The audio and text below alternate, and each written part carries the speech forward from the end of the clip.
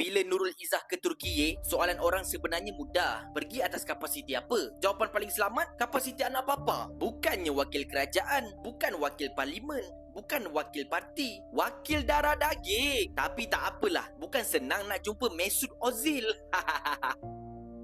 Yang kelakarnya, tak ada jawatan rasmi, tapi boleh pula lepak satu tebel. Tak ada portfolio, tapi masuk ruang diplomasi. Aku tahu, ini bukan nepotism. Ini kebetulan genetik, rezeki. Lahir-lahir ada darah biru PKR. Kita bukan marah orang melancong. Pergilah Turkiye, naik belon panas, makan kebab. Tapi ini urusan rasmi kerajaan. Senang-senang je pakai kabel naik flight. Dulu PMX lawong lawan nepotisma, lawan kronisma. Sekarang boarding pass boleh diwarisi pula. Jangan kata pergi Turkiye pakai duit sendiri nanti. Banyak duit kau.